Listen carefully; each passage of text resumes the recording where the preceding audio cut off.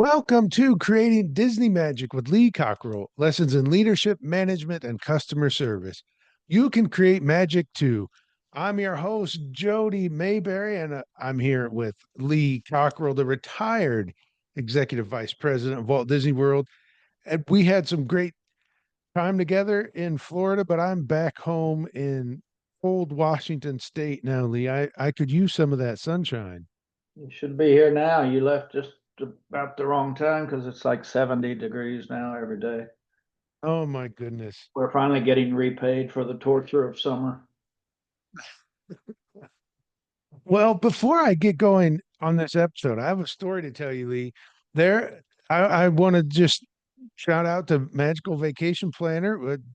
They do great work. If you're thinking about taking a vacation, call Magical Vacation Planner at 407 442 2694. Okay, Lee, when I was a financial analyst many years ago, I was a financial analyst at a commercial bank, and we had internal auditors who would come around and I dealt with a lot of money, so I got internally audited every year, so it was just part of the process. But one time the auditor showed up. I very rarely got to take business trips. I was going from Seattle to Phoenix for a business trip, and then internal auditor showed up, and he took so long at my desk that I missed my flight. Eh, and it cut my trip short, and I wasn't happy. And I always held it against he was actually a good guy, but I always held it against him that he made me miss my flight. I was so grumpy. That was a long time ago. I was like 25 years old.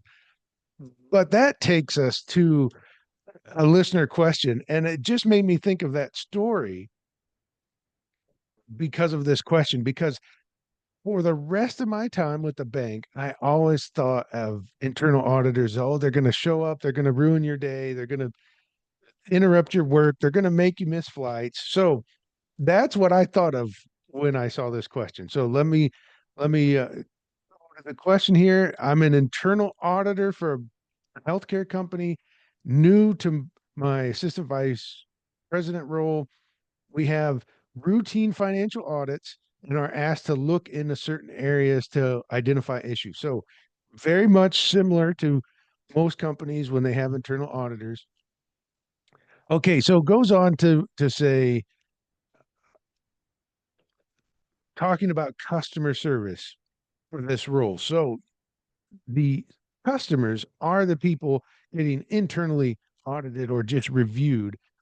So that's this person says, my only idea is to create great customer experience. Have been to be a good listener, treat them respectfully, be available if they have questions.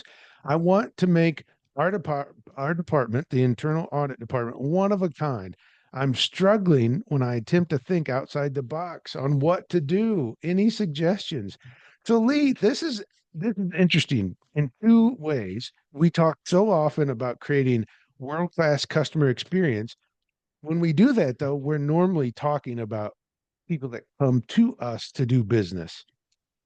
We're not talking about serving internal people. So there's one. How do you deal with that? And then two, what if you're in a department like internal audit where usually people are not happy to see you? What do you do to create a good experience around that? Yeah, well, I think you have to think about what internal audit is. When I was a regional director of food and beverage for Marriott for the East Coast of the US, all the hotels, and later on for half the hotels around the world, when I went to visit the hotels, that's what I was doing, was auditing. I was checking procedures, policies, operating guidelines, rules, inventory, um, going over the financial statements with the head of food and beverage for each hotel, looking for opportunity, asking questions, why this, why that, where is this, why was it put in this category? So I think any manager in the world, about half of him is an auditor.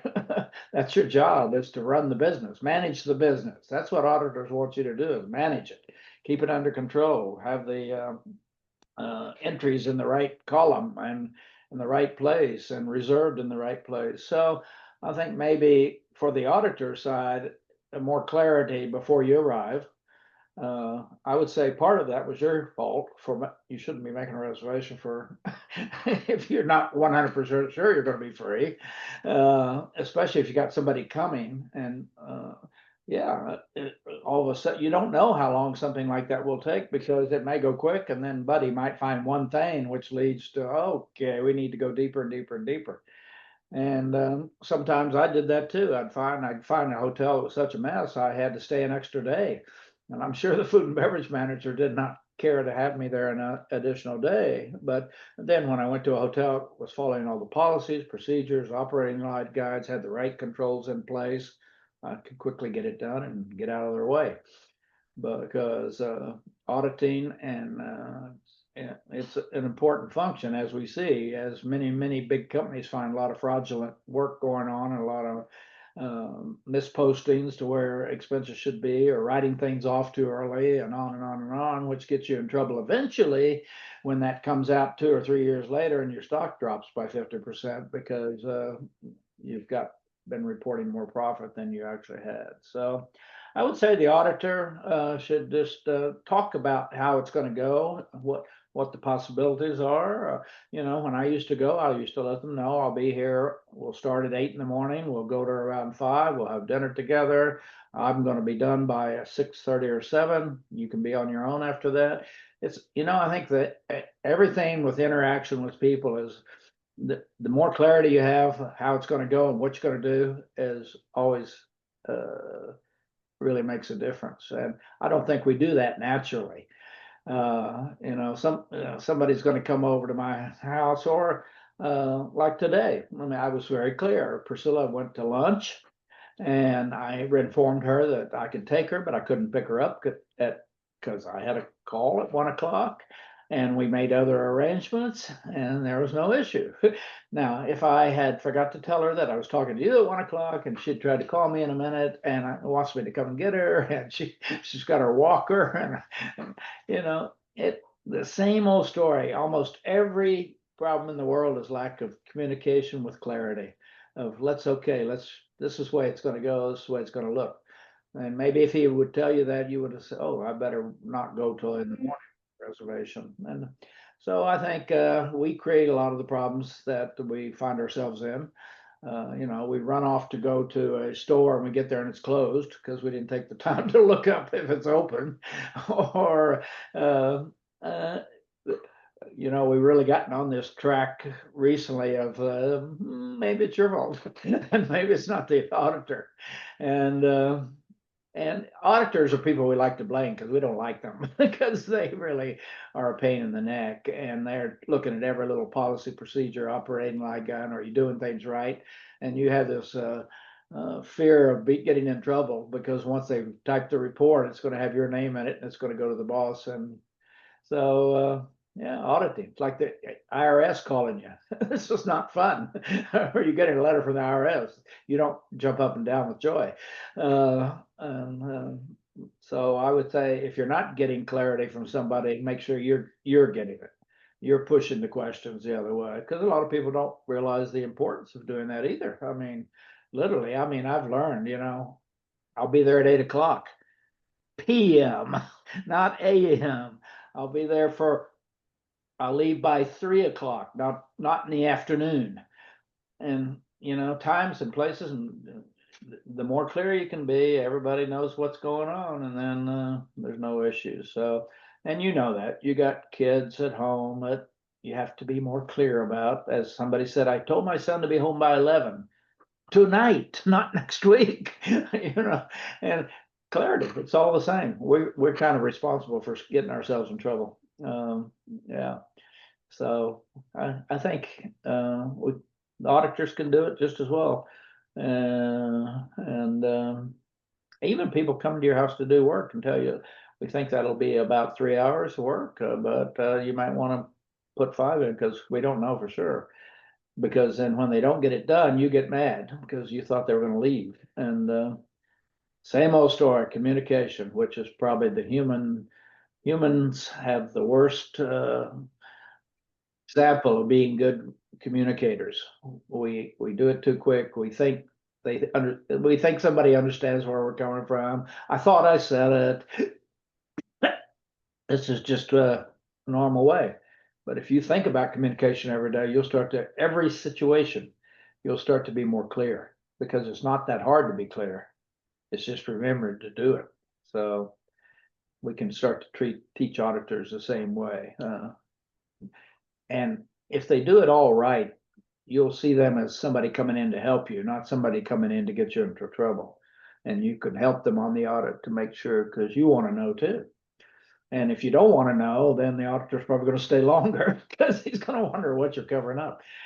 I think, did you tell me or did somebody else tell me that every year, and I think a bank, a banker over in South Africa that I work with said they are required to go away for 2 weeks every year on their vacation. So they, if anything screwy is happening, it'll be found while they're, Yeah.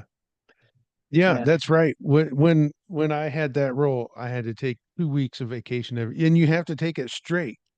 You right. have to be gone for 2 weeks. Because enough for all.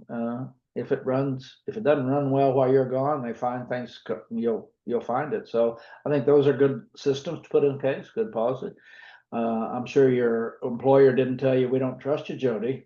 They just had a system for everybody. You go away 2 weeks, and what happens happens. And so yeah, that's but some jobs are just people we don't want to see, auditors, IRS, inspectors, somebody coming to check your permits to see if you have them for the construction you're doing and the regulations. And yeah, some people have to work harder at being friendly, nice, and a good communicator because people already don't like them, even beginning.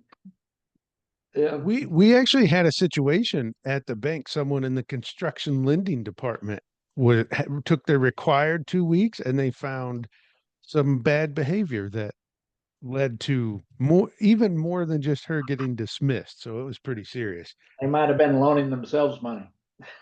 Yes, that is exactly what was happening. Yes.